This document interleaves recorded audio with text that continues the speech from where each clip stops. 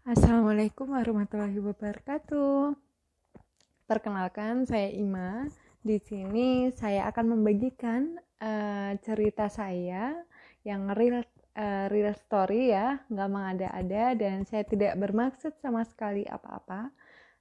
Tidak bermaksud untuk menjatuhkan ataupun menjelekkan profesi kesehatan lain, sama sekali tidak, ataupun profesi tertentu tidak. Saya murni membagikan cerita saya ini untuk pengalaman dan juga untuk pembelajaran bagi adik-adik yang akan mengambil jurusan fisioterapi nantinya dan saat ini masih bingung. Dan juga untuk teman-teman nih, teman-teman yang sedang berkuliah saat ini, kuliah fisioterapi tapi masih abu-abu nih, masih belum menemukan jiwa fisioterapinya. Jadi langsung aja, cerita ini tuh dimulai pada saat saya SMA. Jadi pada saat kelas 3 SMA itu sebenarnya saya belum ada gambaran sama sekali akan menjadi apa, kemudian kuliah atau enggak, kemudian kerjanya nanti akan menjadi apa. Pokoknya belum ada sama sekali arah dan tujuannya itu mau jadi apa. Saya mendengar teman saya itu pernah berkata ingin menjadi seorang fisioterapi katanya. Dan saya mikir, oh fisioterapi itu mungkin seperti radioterapi mungkin ya.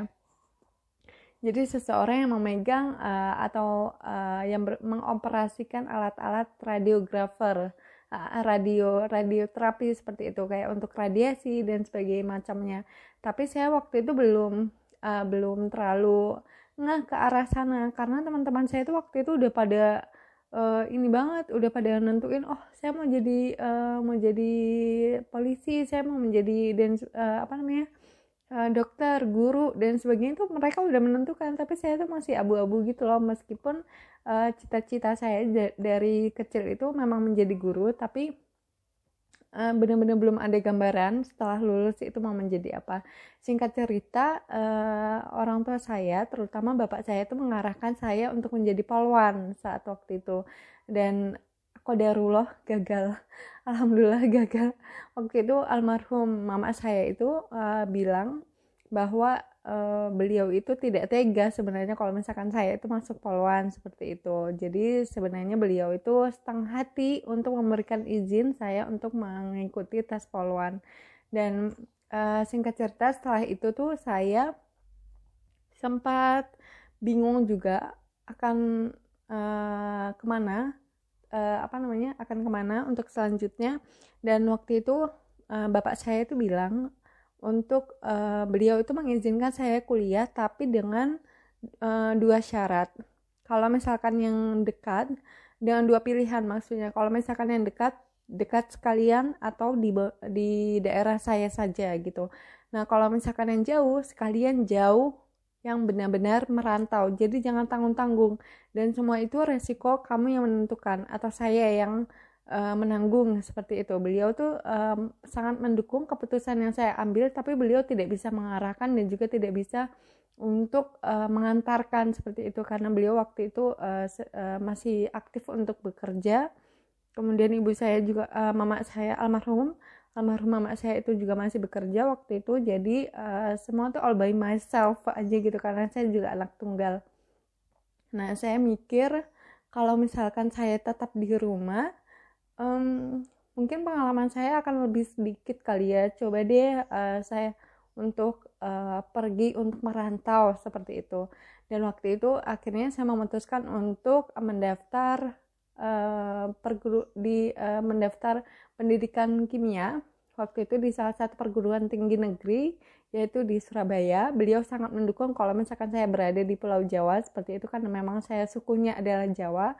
Dan waktu itu saya itu mendaftar di sana sendiri ya, benar-benar sendiri, tidak diantar.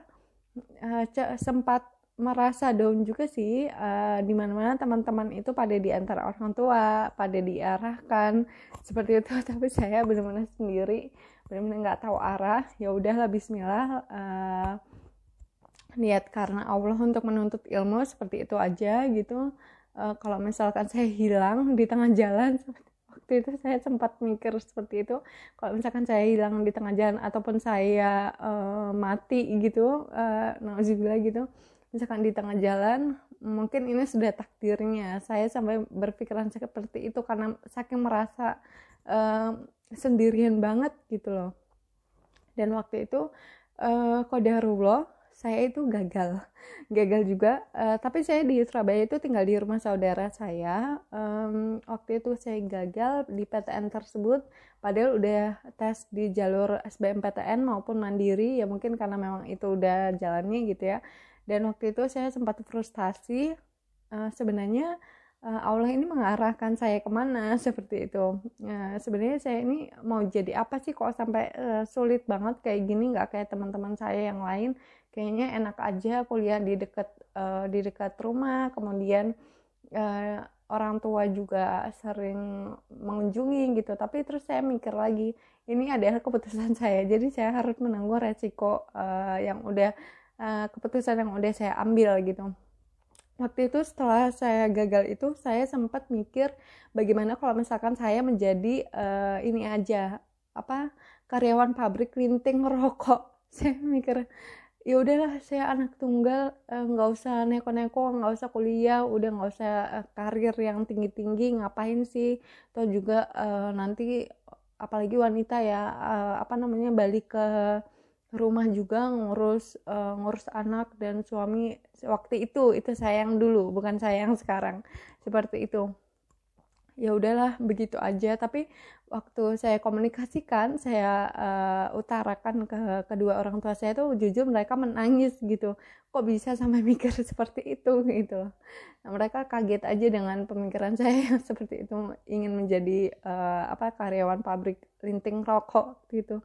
Tapi alhamdulillahnya saya mengetahui bahwa di UMM atau Universitas Muhammadiyah Malang itu membuka jurusan fisioterapi. Wah, masya Allah banget waktu itu, kayaknya udah memang jalannya ke situ kayak gini. Tapi tetap pilihan pertamanya saya memilih untuk mengambil jurusan pendidikan biologi waktu itu. Tapi pilihan keduanya adalah fisioterapi. Nah, qadarullah saya diterima di fisioterapi, tetap tidak diterima di pendidikannya. Nah, kemudian sudah tetap tidak ada gambaran ya, masih gambling, masih abu-abu sama sekali, nggak ada gambaran sama sekali apa itu fisioterapi. Dan waktu tes wawancara itu juga ditanya, mau menjadi apa nanti setelah lulus jadi fisioterapi? Ya jadi fisioterapi. Saya mikirnya seperti itu. Saya jawab dengan pedenya seperti itu. Saya ingin menjadi fisioterapi. Hanya kata-kata itu yang saya ingat dengan jelas waktu itu. Tidak ada misalkan saya ingin menjadi fisioterapi yang misalkan bergerak di bidang pelayanan kesehatan terutama untuk lansia ataupun anak berkebutuhan khusus ataupun di olahraga dan sebagainya, itu belum tahu sama sekali, masih gambling sampai di semester 5 kalau nggak salah ya. Sampai di semester 5 itu saya masih nggak ngerti sebenarnya itu fisioterapi itu apa yang saya pelajari, karena di semester 1 itu saya itu kan belajar, kami itu kalau misalkan S1 itu ada mata kuliah anatomi. Jadi kita itu masuk laboratorium, di situ ada jenazah atau biasa disebut dengan kadaver untuk istilah kedokterannya, dan kami di situ mempelajari bagian-bagian tubuh seperti bagian-bagian tubuh manusia. Dan saya makin bingung lagi nih, sebenarnya fisioterapi apa ini, kok perasaan saya tadi pengen ngertinya fisioterapi itu adalah teknisi yang belajar tentang radiografer seperti itu ataupun radiasi. Ternyata bukan. Dan saya mikirnya waktu itu, kenapa nggak sekalian saya untuk ngambil kedokteran di awal seperti itu, kenapa malah ke fisioterapi gitu loh. Nah tapi ya emang udah jalannya seperti itu. Sebenarnya kalau misalkan ditekuni waktu itu tuh asyik banget, tapi karena masih abu-abu jadi nggak terlalu ngerti gitu loh, masih setengah hati gitu loh.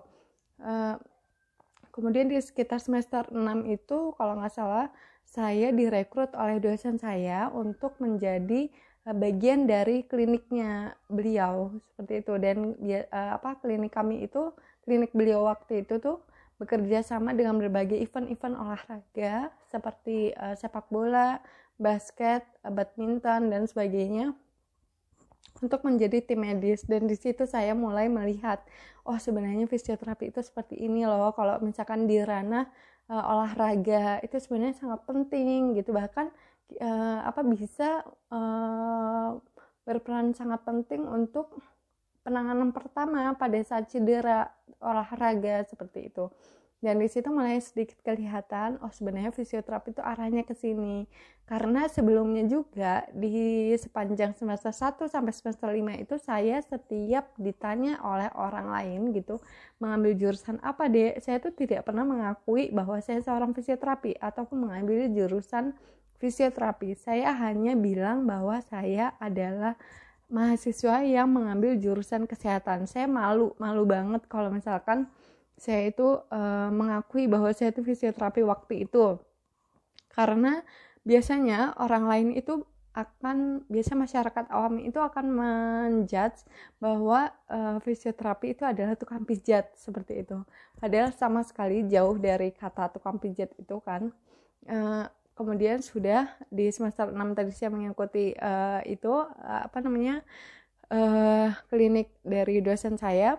Kemudian di semester 7 kalau nggak salah itu saya itu mendaftar untuk menjadi asisten laboratorium di kampus untuk mata kuliah geriatri atau lansia. Dan di situ saya mulai sedikit ada gambaran bahwa fisioterapi itu juga sangat penting dalam kasus-kasus lansia gitu, kasus-kasus penyakit lansia gitu. Dan cakupannya itu ternyata sangat luas gitu loh, nggak hanya teka-teku dan sebagainya kayak gitu, pijat dan sebagainya kayak gitu tuh enggak gitu. Nah terus sudah semester 6-7 itu saya sudah melihat bahwa fisioterapi itu sangat penting. Di semester 8 ya semester akhir sebelum skripsi itu saya mendapatkan kayak jadwal PKL semacam itu di YPAC Malang. Jadi dia kayak istilahnya tuh PKL-nya kita prakteknya itu di kayak anak berkebutuhan khusus seperti itu. Dan setiap pulang dari situ waktu saya PKL itu saya nangis gitu, kayak maksudnya kasihan ya, ternyata ada yang lebih maksudnya mereka tuh anak-anak yang nggak punya dosa gitu, tapi kok mempunyai berbeda dengan kita, kasihan gitu loh. Saya mikirnya tuh kayak gitu karena saya nggak tegaan ya. Dan harusnya tuh yang lebih sehat itu bersyukur gitu, tapi justru dengan adanya itu tuh jadi bisa menjadi pelajaran bagi hidup saya gitu, bahwa fisioterapi itu juga sangat penting, tidak hanya di sport atau olahraga, tidak hanya di geriatri atau lansia, tapi anak-anak juga yang berkebutuhan khusus itu sangat penting. Waktu itu saya mikirnya kayak gitu. Singkat cerita saya itu lulus, jadi fisioterapi itu ditempuh selama 4 tahun ya, selama 4 tahun dengan pendidikan yang resmi, bukan berasal dari sertifikat ataupun les-les di lembaga tertentu. Itu ya yang paling harus diingat, bahwa fisioterapi adalah profesi kesehatan ya. Kita juga tenaga medis. Kemudian singkat cerita itu saya kan saat ini sedang lanjut studi dan alhamdulillahnya saya itu juga diperbolehkan untuk belajar di kliniknya Kak Windy. Siapa yang nggak tahu Kak Windy ya kan? Saya diperbolehkan belajar di situ. Saya semakin yakin bahwa fisioterapi itu sangat penting peranannya gitu, bahwa fisioterapi itu keren sebenarnya kalau misalkan kita tuh mau menggali lagi, mau belajar lagi seperti itu, tidak hanya sekedar materi gitu ya, mempelajari materi, karena kan sudah lumrah banget ya kalau misalkan profesi kesehatan itu pasti dianya harus praktek gitu loh, maksudnya semakin dia itu sering menangani pasien, semakin dianya itu terasa seperti itu. Kayak harus latihan lah seperti itu. Dan ini cerita saya, apa namanya, kalau misalkan ada yang ingin ditanyakan silahkan komen di kolom komentar. Kalau misalkan tidak suka silahkan di dislike. Dan saya harap dari video ini teman-teman terutama untuk adik-adik yang akan mengambil jurusan fisioterapi mungkin sedikit ada gambaran tentang fisioterapi itu seperti apa. Kemudian saat ini nih banyak banget kakak-kakak fisioterapi yang keren-keren tuh, yang sudah apa ya, mereka tuh sangat-sangat berkompeten dan mau membagikan ilmunya di sosial media. Saya rasa udah banyak sekali, silakan saja adik-adik bisa cari ya, di YouTube ada, di Instagram ada, di pokoknya di sosial media banyak saat ini, sudah tidak terbatas gitu, tidak seperti dulu gitu, masih sulit dicari apa namanya sebenarnya fisioterapi itu apa, seperti itu. Kemudian yang kedua itu untuk teman-teman yang saat ini sedang kuliah fisioterapi dan masih abu-abu ya, maksudnya masih belum menjiwai sebenarnya fisioterapi itu apa, nggak masalah, learning by doing aja. Dan kalau bisa pelajari banyak kasus ataupun tanya-tanya paling nggak ke keluarga aja deh. Ada nggak yang misalkan kalau orang tua yang lututnya ngilu-ngilu gitu, atau misalkan nanya ke temen tuh, misalkan pernah nggak kesleo gitu setelah main futsal ataupun olahraga dan sebagainya. Karena menurut saya pribadi ya, belajar dari sebuah kasus itu lebih mengasyikan daripada kita terus menerus membaca sebuah materi seperti itu. Saya kira cukup sekian video tentang pengalaman saya kali ini. Saya harap teman-teman sekali lagi bisa mengambil manfaatnya, dan kalau tidak suka silahkan di dislike. Terima kasih. Assalamualaikum.